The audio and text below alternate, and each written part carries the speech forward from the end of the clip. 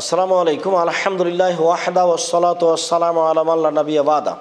সম্মানিত দর্শক মণ্ডলী, আপনাদের পক্ষ থেকে একটি গুরুত্বপূর্ণ জিজ্ঞাসা। পরিবারের একজন কুরবানি করলে সবার পক্ষ থেকে তা হয়ে যাবে কি?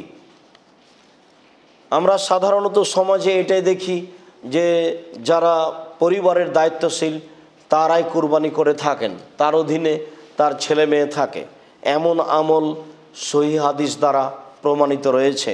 বরং ব্যক্তিগতভাবে পরিবারের পক্ষ থেকে যেসব হাদিসগুলি কুরবানি করার জন্য এসেছে তাতে শুধুমাত্র পরিবারের মালিক করবে আর তা সবার পক্ষ থেকে হয়ে যাবে, এটাই স্পষ্ট প্রমাণ হয়।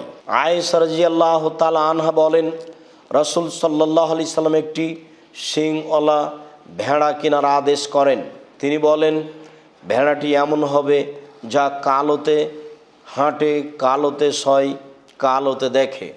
অর্থাৎ তিনি কালো প্রাণীকে পছন্দ করতেন, আমরা এই বিবরণে বুঝে নিতে পারি। এমনটি পশু তার নিকটে নিয়ে আসা হলো কুরবানি করার জন্য। তিনি বলেন, আয়েশা হালমিল মুদিয়াতা, তুমি ছুরি নিয়ে আসো।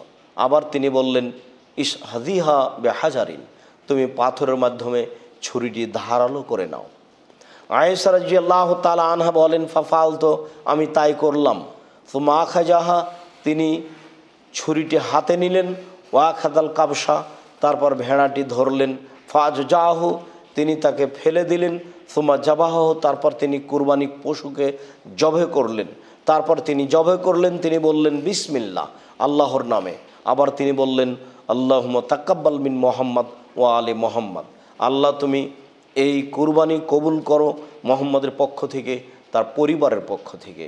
অত্র মুসলিম গ্রন্থের হাদিস দ্বারা স্পষ্ট প্রমাণ হয় যে পরিবারের মালিক নিজের পক্ষ থেকে এবং পরিবারের পক্ষ থেকে কুরবানি করলে তা সবার জন্য হয়ে যাবে। আবু আয়ুব আনসারী রাদিয়াল্লাহু তাআলা আনহু বলেন, আতা ইবনে ইয়াসার রাদিয়াল্লাহু তাআলা আনহু বলেন, আমরা একদা আবু আয়ুব আনসারী রাদিয়াল্লাহু তাআলা আনহুকে জিজ্ঞাসা করেছিলাম, কাইফা কানাতিজ যাহায়া আলা রাহদি রাসূলিল্লাহ সাল্লাল্লাহু আলাইহি ওয়াসাল্লাম, রাসূলের যুগে কুরবানি কেমন ছিল? তিনি বললেন, কানা রাজুল ইউদাহি বিশাতে আনহু ওয়ান আহলি বাইতিহি, রাসূল সাল্লাল্লাহু আলাইহি ওয়াসাল্লামের যুগে পরিবারের মালিক তার পক্ষ থেকে এবং পরিবারের পক্ষ থেকে ছেলে মেয়ে স্ত্রী সবার পক্ষ থেকে একটি ছাগল কুরবানি করতেন। তারা তার গোশত খেতেন এবং মানুষকে খাওয়ার জন্য দিতেন।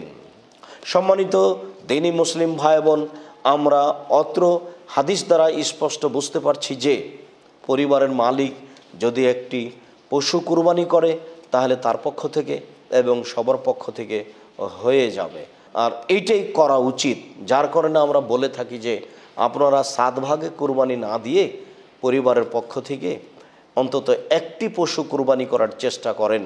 যদি টাকা বেশি থাকে উট করবেন, যদি টাকা কম থাকে তাহলে গরু কুরবানি দিবেন, যদি সম্ভব না হয় তাহলে খাসি দিবেন, যদি সম্ভব না হয় তাহলে ছাগল কুরবানি দিবেন, যদি সম্ভব না হয় তাহলে ভেড়া ভেড়ি কুরবানি দিবেন। সবচেয়ে কম দামে আজও বাজারে ভেড়া পাওয়া যাবে। বরং আমরা মনে করি যে একটা ভাগাতে যত টাকা লাগে সেই ভাগার টাকা দিয়ে এখন 2টে 3টে 4টে কুরবানি হিসাবে ভেড়া কিনে পাওয়া যাবে। সম্মানিত দ্বীনি ভাই বোন, যার কারণে আমরা অনুরোধ জানাচ্ছি যে আপনার নিজের পক্ষ থেকে এবং পরিবারের পক্ষ থেকে অন্তত একটি পশু কুরবানি করার চেষ্টা করুন।